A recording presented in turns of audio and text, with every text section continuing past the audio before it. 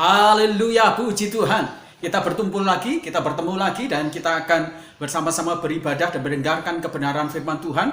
Satu kebenaran yang terus-menerus memandu hidup kita semuanya menjadi orang yang akhirnya berkenan kepada Tuhan. Sebelum kita mendengarkan kebenaran firman Tuhan, mari kita tundukkan hati dan kita tundukkan pikiran kita semuanya. Kita berdoa bersama-sama. Terima kasih Tuhan untuk firman Tuhan yang terus-menerus membimbing kami, membawa kami kepada segala berkat kasih karunia dan berkat Tuhan yang tidak pernah bertukar barengan. Berkatnya membawa kami berada dalam satu kondisi selamat oleh karena pemeliharaan Tuhan, bukan hanya selamat secara fisik, tapi selamat secara jiwa dan selamat dalam segala aspek. Kami berterima kasih.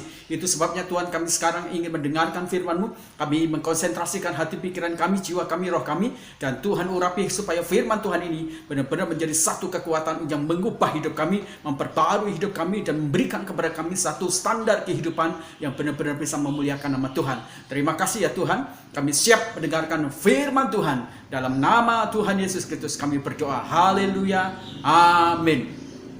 Bapak Ibu, masih dalam satu tema kita 1 tahun, kita akan bicara tentang be strong in the Lord. Hari ini kita akan bicara secara khusus menginvestasikan warisan surgawi. Mari kita akan membuka di dalam 2 Timotius pasal yang pertama ayat yang kelima. Saya akan membacakan bagi Bapak Ibu semuanya. Bapak Ibu semuanya bisa menyimak dengan baik. Sebab aku teringat akan imanmu yang tulus, ikhlas, yaitu iman yang pertama-tama hidup di dalam nenekmu Lois dan di dalam ibumu Eunike, dan yang aku yakin hidup juga di dalam dirimu. Amin. Berbahagialah kita yang membaca firman Tuhan, menyimpan dan melakukannya, karena firman Tuhan itu akan menjadi berkat bagi kita semuanya. Saya senang salah satu dari keluarga GSJA kita, mereka merencanakan sebuah masa depan bagi anak-anak mereka. Itu sebabnya dia sudah, selama masih hidup, dia telah memikirkan warisan bagi putra-putrinya. Dia sudah memberikan beberapa rumah bagi anak-anaknya, sehingga dia tidak merasa khawatir. Warisan menjadi sesuatu yang diberikan orang tua kepada anaknya. Itu menjadi sesuatu yang luar biasa. Ini adalah sesuatu yang sangat bagus. Para orang tua telah memberikan dan mempersiapkan warisan bagi putra-putranya. Harus sangat dicontoh, luar biasa teladan ini. Tetapi bukan hanya kita harus mempersiapkan satu warisan yang berhubungan dengan warisan duniawi, warisan materi atau warisan jasmani. Tetapi kita juga harus memikirkan tentang satu warisan yang lebih lagi dari sekedar warisan yang bersifat materi. Warisan apa? Warisan rohani, warisan iman, itu yang harus juga kita pikirkan. Bagaimana kita mewariskan rohani, mewariskan iman itu kepada anak-anak dan keturunan kita semuanya. Ada pengusaha kapal yang luar biasa kaya raya, dia memberikan warisan itu kepada anak-anaknya. Setelah dia meninggal dua-duanya, apa yang terjadi? Anak-anaknya ternyata tidak bisa mengelola warisannya dengan baik. Anak-anaknya tidak memiliki kapasitas untuk mengelola warisannya dengan baik. Akhirnya dalam masa-masa setelah mereka tua, mereka menjadi miskin luar biasa karena mereka tidak bisa mengelola warisan dari orang tua yang begitu banyak, luar biasa. Nah, warisan yang tidak terkelola dengan baik akhirnya membuat kita mengalami begitu banyak kerugian dan penderitaan. Saya berharap kita semuanya menjadi orang-orang Kristen yang bisa mewariskan sesuatu kepada keturunan kita. Bukan hanya bicara tentang warisan yang bersifat materi, tetapi warisan rohani yang luar biasa. Jangan sampai pada akhirnya kita tidak mewariskan sesuatu yang sangat penting bagi generasi atau keturunan kita semuanya.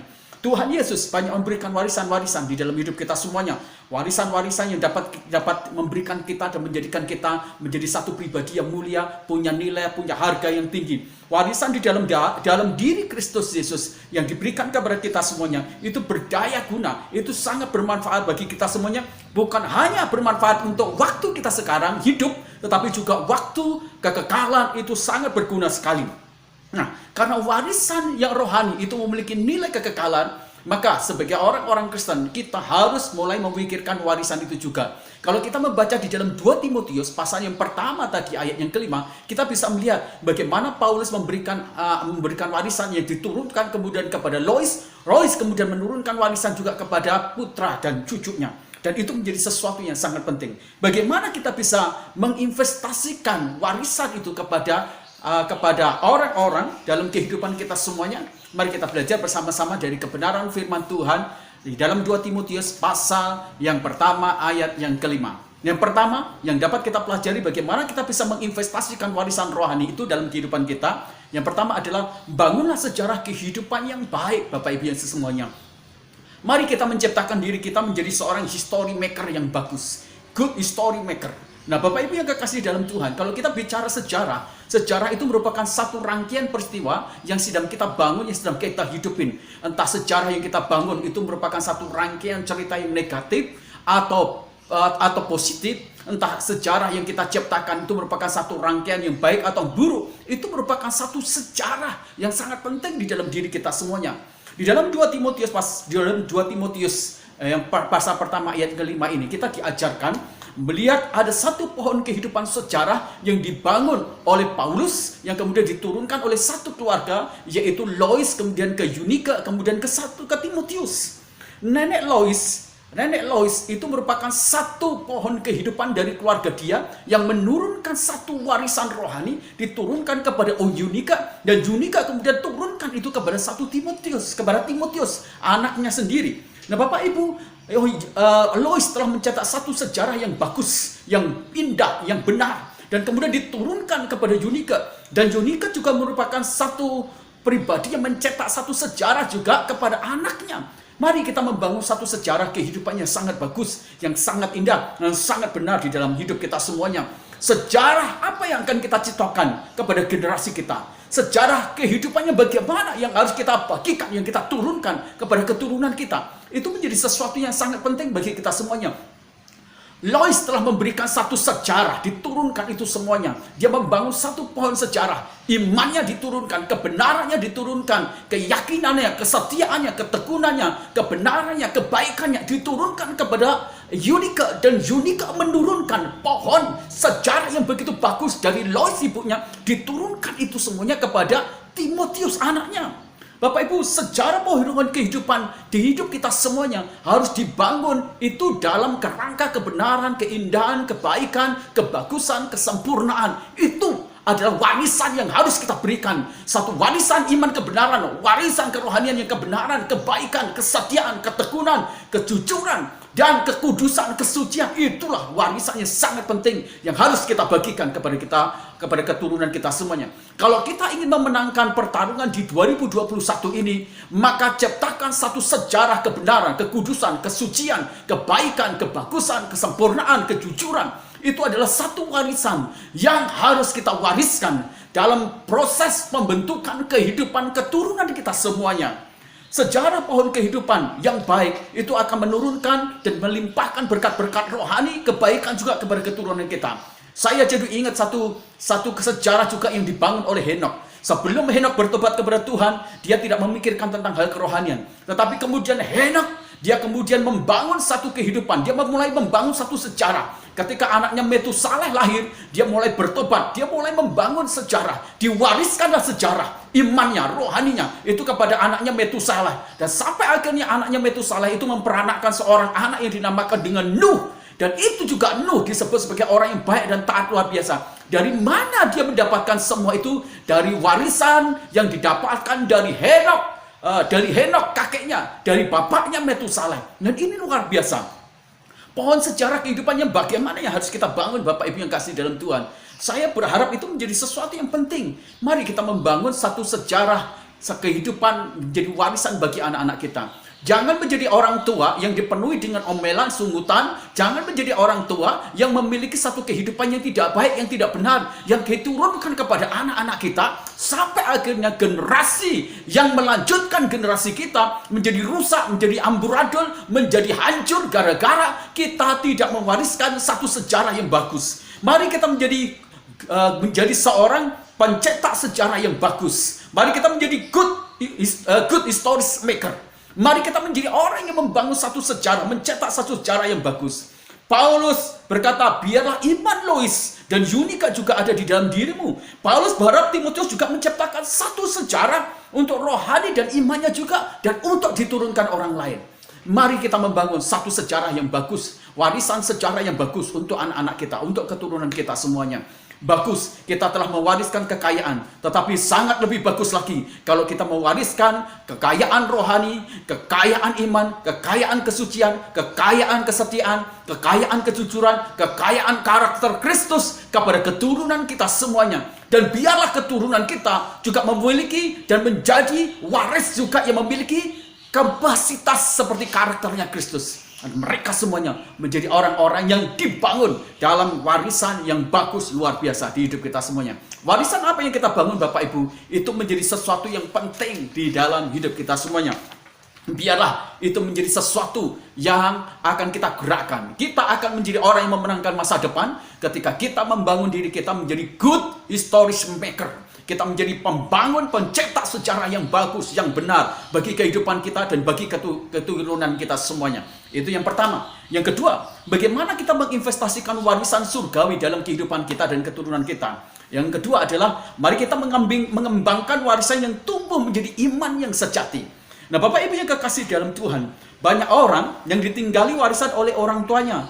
Tetapi pasca orang tuanya itu meninggal, warisannya habis. Kenapa? Karena mereka tidak bisa mengelola dengan baik. Karena mereka tidak bisa melanjutkan. Karena masalahnya adalah mereka tidak bisa mengembangkan warisan itu dalam sebuah investasi yang bergerak, yang baik, yang bagus, yang luar biasa. Warisan yang tidak dibangun di dalam sebuah iman dan dasar yang baik, maka itu pasti akan mati. Kenapa? Karena kita pasti akan memfoya-foyakan. Kita kemudian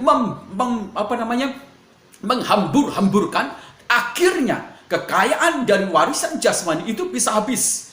Nah, Bapak Ibu, di akhir pelayanannya Paulus mendapati begitu banyak pengikutnya yang meninggalkan dia, bahkan meninggalkan Injil kasih karunia dari Kristus Yesus.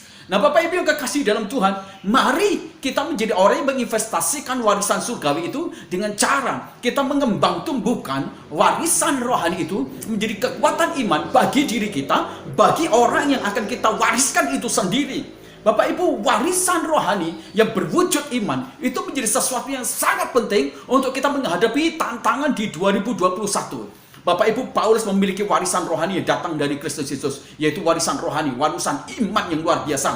Waktu dia berada dalam situasi yang begitu sangat pelik luar biasa, waktu sangat darurat dan kritis krusial dalam hidupnya, warisan rohani yang digerakkan menjadi kekuatan iman itu menjadi kekuatan yang luar biasa untuk dia bertahan dalam masalah yang sangat berat, dalam masa-masa tekanan, dalam masa-masa kesulitan, dalam masa penderitaan, dalam masa kekurangan, dalam masa-masa dia dikhianati, dia menjadi kuat luar biasa. Mari kita menjadi orang Kristen yang menginvestasikan warisan rohani dengan mengembangkan itu menjadi warisan yang tumbuh menjadi kekuatan iman yang sejati dalam hidup kita semuanya.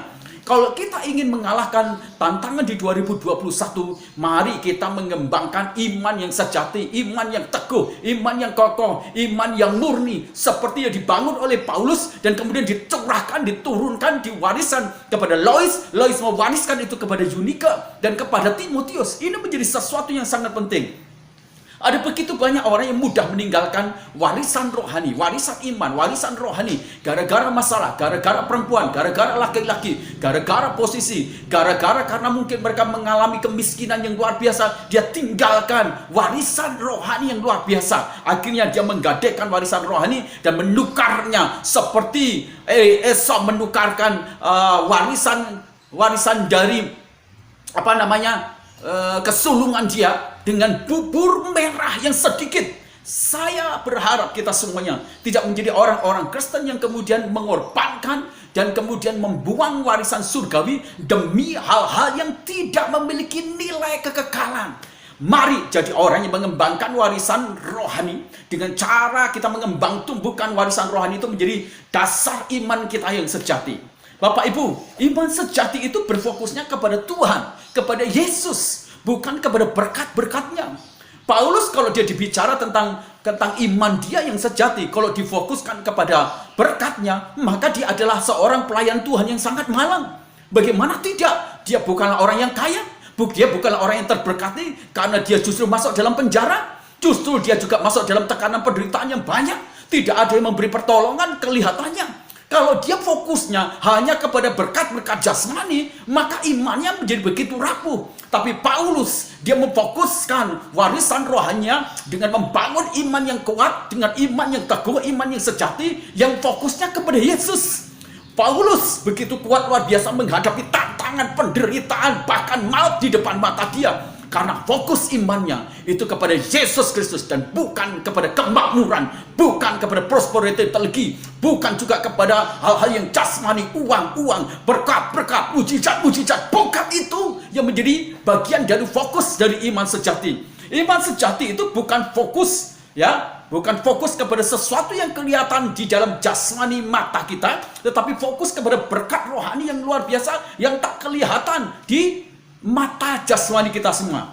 Iman sejati fokusnya tegar dalam pemberitaan, bukan minta kemudahan, bukan dibereskan begitu saja, bukan. Iman sejati itu fokusnya adalah bagaimana dia menempatkan diri menjadi orang yang tahan terhadap penderitaan, kuat di dalam penderitaan, tidak menghindari penderitaan, dan tidak mudah kemudian minta kepada Tuhan, tolong lepaskan ini semuanya. Itu yang menyebabkan kita menjadi orang Kristen gampangan. Ketika kita meminta hidup kita menjadi lebih mudah, diberkati, semua gampang. Itu yang menyebabkan kita menjadi orang Kristen gampangan. Kita mudah kemudian meninggalkan Tuhan, rapuh kalau tidak ada berkat. Tapi kalau kita menjadi orang Kristen yang fokus, kuat, ketegar, tangguh di dalam penderitaan seperti Paulus, maka dia pasti akan menjadi kuat. Paulus mengingatkan lagi kepada Timotius, ingat, kamu punya warisan rohani, yaitu iman yang teguh. Jadi kalau sekarang kamu menjadi pemimpin rohani di Efesus, gereja yang besar, kamu menghadapi tantangan, bagaimana kamu diremehkan, bagaimana kamu kemudian ditinggalkan, bagaimana orang-orang dekatmu menjadi musuh, jadilah orang Kristen yang memiliki warisan rohani yang kuat, imanmu kuat, teguh. Jadi bertahan dalam penderitaan, jangan gampang ngeluh, jangan gampang bersungut-sungut, jangan gampang berpikir negatif. Wow, ini luar biasa. Warisan rohani itu harus digerakkan, diinvestasikan menjadi iman yang sejati dalam hidup kita semuanya. Iman yang sejati dia berharap tentang kemudahan, tetapi dia meminta kekuatan untuk menghadapi tantangan yang berat sekalipun. Iman sejati fokusnya kepada ketaatan untuk melakukan kehendak Tuhan, bukan memperkosa supaya kemudian kita menjadi mudah dan kita tidak melakukan kebenaran firman Tuhan. Iman sejati fokusnya, ya Tuhan, aku taat, sekalipun itu merugikan diriku, sekalipun itu bertentangan dengan perasaan dan logikaku, tapi aku akan melakukannya. Aku tidak akan tidak taat terhadap apa yang kau perintahkan. Inilah iman sejati, hasil dari warisan yang diinvestasikan di kehidupan kita semuanya. Saya berharap kita semuanya tidak memperkosa iman itu kemudian menjadi sesuatu yang membawa kita semuanya fokus kepada mujizat. Saya tidak berharap kita semuanya memperkosa iman itu kemudian menjadi sesuatu yang membawa kita semuanya menjadi orang yang takut untuk melakukan kebenaran firman. Karena ketika kita melakukan firman Tuhan, ada begitu banyak kerugian, ada begitu banyak hal-hal yang mungkin akan kita dapatkan negatif, resikonya begitu buruk. Tapi jadilah pelaku firman Tuhan. Kalau kita menginvestasikan warisan rohani dalam kekuatan iman yang sejati, maka kita pasti menjadi orang yang selalu taat, suka, gemar melakukan firman Tuhan, walaupun itu mungkin merupakan satu kerugian. Bapak Ibu, Paulus dia diperintahkan Tuhan untuk memberitakan Injil, Bapak Ibu. Resikonya itu adalah nyawa, resikonya dia dipenjara, resikonya dia dianiaya. Tapi Paulus begitu getol, kuat sekali. Dia tetap menjadi orang yang memberitakan Injil, walaupun resiko ketaatan itu adalah nyawanya sendiri. Jangan seperti Yudas, waktu Tuhan perintahkan memberitakan Injil di Niniwe, dia tinggalkan, akhirnya dia mengalami kerugian. Iman itu fokus kepada ketaatan total kepada Tuhan Allah kita semuanya. Iman sejati fokusnya kesetiaan, bukan kepada sesuatu semangat yang suam sepitnya spirit. Nah Bapak Ibu, kalau kita bicara tentang iman sejati, dia setia. Setia pada panggilan, setia kepada visinya Tuhan. Kalau kita membangun warisan rohani dengan setia, maka kita juga pasti setia kepada suami, setia kepada istri, setia kepada anak, setia kepada keluarga. Lebih-lebih kalau kita sebagai jemaat, kita setia kepada gereja kita sendiri. Kita membesarkan gereja sendiri. Kita pasti akan membawa dampak bagi gereja sendiri, bukan gerejanya orang lain, bukan pelayanannya orang lain. Kalau kau punya rumah, Bapak Ibu, kalau kau punya suami, kau punya suami, tapi suamimu setianya kepada rumah tangga orang lain, istri orang lain, ya itu ya salah. Makanya kita harus menjadi orang yang membangun warisan rohani dengan cara menempatkan warisan rohani itu tumbuh menjadi iman yang sejati. Di sana ada kesetiaan yang luar biasa, Bapak Ibu yang kekasih dalam Tuhan. Walaupun dalam penderitaan, Paulus tetap setia menjadi seorang penginjil, seorang rasul. Iman fokusnya membangun karakter dan bukan mencari untung sendiri. Bangun karakter, bukan merusak karakter, bangun karakter.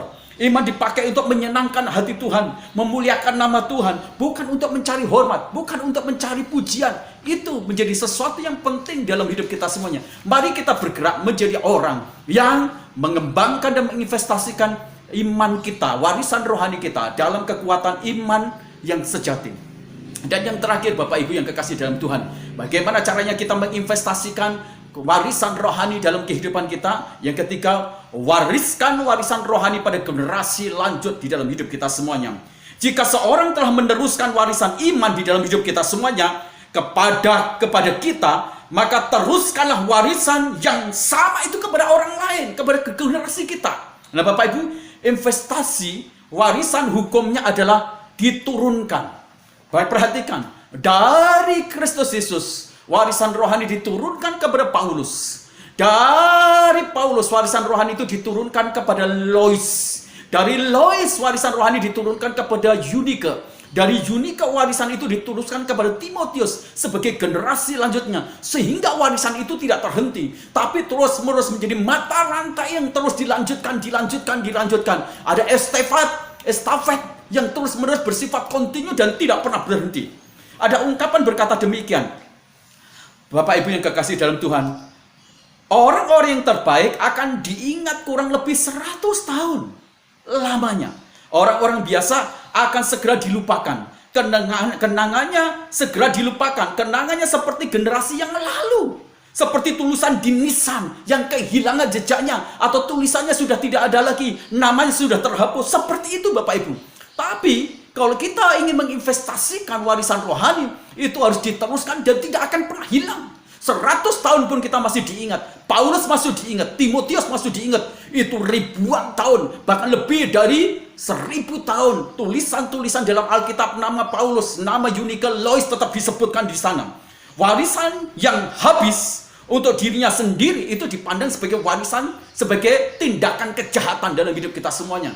Itu sebabnya Bapak Ibu, kalau Tuhan mewariskan warisan rohani, mari kita lanjutkan sampai mati. Jangan sampai dilupakan, jangan sampai dibuang, jangan sampai kemudian orang-orang melupakan, sampai melupakan Injil Kristus, sampai melupakan kasih karunia, karena mereka tidak mengetahui siapa Yesus. Mereka tidak mengetahui apa artinya keselamatan, anugerah gratis dari Kristus Yesus. Kenapa? Karena tidak ada orang yang menyampaikan itu semuanya, meneruskannya, membagikannya kepada generasi lanjut. Bapak Ibu yang kekasih dalam Tuhan, iman kepada Kristus adalah warisan paling berharga yang dapat kita berikan kepada generasi bawah kita. Terus-menerus, berestafet, berkelanjutan, tidak pernah berhenti. Kalau kita sebagai jemaat Bapak Ibu yang kekasih di dalam Tuhan, sekarang apa yang dapat kita wariskan untuk anak sekolah minggu kita, untuk anak remaja kita, untuk pemuda kita? Apakah tanggung jawab kemudian mendidik anak-anak sekolah minggu, remaja, pemuda adalah tanggung jawab pendeta saja? Wah, salah besar. Semua yang ada di dalam gereja itu mereka memiliki sebuah tanggung jawab untuk mewariskan warisan rohani yang Tuhan berikan. Dari mulai Tuhan, kemudian guru rohani, pendetanya diturunkan kepada jemaat. Jemaat turunkan itu juga kepada siapa? Ya sekolah minggu, di remaja, pemuda, itu harus diturunkan. Warisan apa yang dapat kita bagikan kepada mereka semuanya, anak-anak sekolah minggu? Bapak Ibu, orang tua saya memberikan satu warisan ya yang luar biasa. Dia berkata demikian, Kak, ingat baik-baik, aku memberikan satu warisan nasihat yang luar biasa. Kamu harus tetap memperhatikan pendetamu, kamu tetap harus memperhatikan gerejamu, pemimpin rohani. Sekalipun mungkin kamu tidak mendapatkan pelayanan yang baik, yang sangat memadai dari gerejamu. Bapak Ibu, orang tua saya adalah orang tua yang sederhana, tinggal kami jauh dari gereja. Ibu kami adalah ibu yang sangat setia memperhatikan gereja. Bagaimana dia memperhatikan gereja, bagaimana dia memberkati gereja dengan keuangan yang mungkin menurut orang lain mungkin kecil, tapi dia perhatikan. Bagaimana dia juga memberikan suplai di gereja itu dengan apa? Bukan hanya dengan uang, tapi juga makanan. Orang tua saya walaupun tidak diperhatikan oleh gereja, oleh pendetanya, tapi dia sangat memberikan warisan. Itu sebabnya saya mendidik anak saya juga, supaya dia juga memperhatikan. Ada anak-anak pendeta yang tidak cukup mampu, atau teman-teman pendeta yang tidak cukup mampu, dia juga memberikan sesuatu, memberkati. Itu yang saya wariskan juga kepada anak saya. Bapak Ibu, saya ingat salah satu jemaat gereja kita yang sudah almarhum, namanya Popo Nani. Popo Nani selalu memberikan wejangan warisan kepada anaknya. Itu yang saya ingat, dia berkata demikian, Perhatikanlah kehidupan hamba Tuhan di rumahnya. Jangan pernah tidak ada makanan di pastori atau di rumahnya. Nah, Bapak Ibu, ini menjadi satu warisan yang dilakukan oleh anak-anaknya. Sampai akhirnya dalam hal-hal yang sederhana, anak-anaknya memperhatikan warisan apa yang kemudian dapat kita turunkan kepada generasi. Itu menjadi sesuatu yang sangat penting. 2 Timotius pasal yang kedua ayat 2 katakan, percayakanlah warisan rohani kepada orang-orang yang dapat dipercayai, yang juga dapat mengajar orang lain. Bapak Ibu, mari kita pikirkan. Sekarang, kalau kita ingin menginvestasikan warisan surgawi, mari kita pikirkan kepada generasi kita. Warisan apa yang dapat kita berikan kepada anak sekolah minggu, anak remaja, anak pemuda. Kalau warisan pemberontakan, pasti anak kita akan menjadi pemberontak. Kalau warisan cumanya bisa gosip, pasti anak-anak kita, mulai dari sekolah minggu, remaja sampai pemuda, mereka akan menjadi penggosip luar biasa. Kalau mereka kita wariskan pemberontakan, maka gereja pasti akan dipenuhi dengan roh pemberontakan. Tapi kalau kita menjadi orang-orang yang suka dan tunduk kepada otoritas rohani, suka menyembah, suka memuji, suka membesuk, suka melakukan kebajikan kepada orang lain, maka gereja kita akan dipenuhi dengan anak-anak yang memiliki warisan karakter Kristus, warisan rohani, warisan kebaikan, pujian, penyembahan. Kenapa? Sebab orang-orang yang di dalam gereja, mereka mewariskan warisan rohani yang luar biasa. Saya berharap kita semuanya terus memahami tentang investasi rohani dalam kehidupan dan keturunan kita semuanya. Jadilah orang-orang yang menjadi kuat di dalam Kristus dengan cara kita menghargai warisan rohani yang Tuhan berikan dan mengelolanya dan membagikan, meneruskannya dengan luar biasa. Kiranya kebenaran firman Tuhan ini menjadi kekuatan bagi kita semuanya. Mari kita berdoa. Bapa di dalam surga, kami berterima kasih untuk firman Tuhan.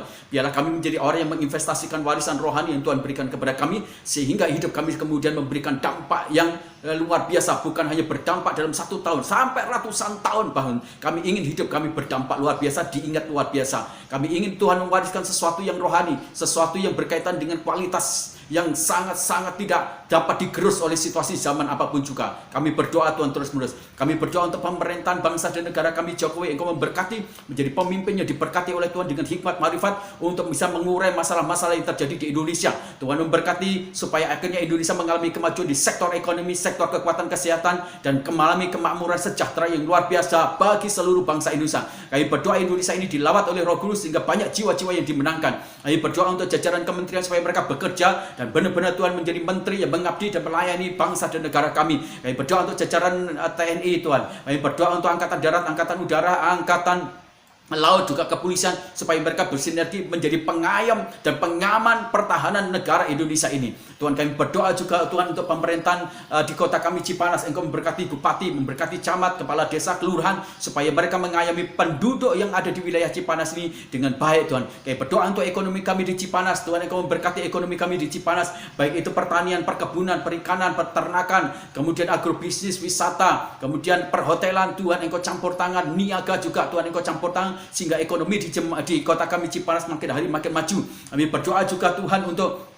Tuhan gereja-gereja Tuhan dan hamba-hamba Tuhan di Cipanas, supaya mereka semuanya bersatu dan mereka bergerak mewujud nyatakan kebaikan-kebaikan anugerah Tuhan, sehingga kota kami Cipanas ini dilawat oleh Tuhan luar biasa. Kami berdoa juga Tuhan secara khusus Tuhan untuk mitra-mitra kami, sponsor-sponsor kami, mereka yang terus-menerus memikirkan gereja kami, mereka yang mensupport dan kemudian mereka juga memperhatikan untuk memberkati gereja kami, sehingga kami bisa bergerak Tuhan dalam segala operasional, juga kemudian bergerak juga dalam program-programnya Tuhan. Engkau memberkati mereka. Kalau hari-hari ini di bisnis mereka, pabrik mereka, usaha mereka, apa saja mereka yang terkendala, berikan hikmat marifat supaya mereka bisa keluar dari masalah itu dengan hikmat-Mu. Tuhan, kami memberkati capital mereka, modal mereka diberkati oleh Tuhan. Bahkan usaha mereka Tuhan, produktivitas mereka dipulihkan lagi, transaksi jual beli, tender ordernya dibangkitkan lagi, sehingga mereka bisa makin hari makin maju secara ajaib luar biasa. Kami berdoa untuk Tuhan orang yang bernasar untuk memberkati supaya kami bisa membangun gereja dan memiliki sebuah gedung gereja. Tuhan, kami berkati bisnisnya, kami berkati kesehatannya, kami berkati ekonominya, keuangannya, kami berkati supaya bisnisnya makin hari makin maju dalam nama Tuhan Yesus.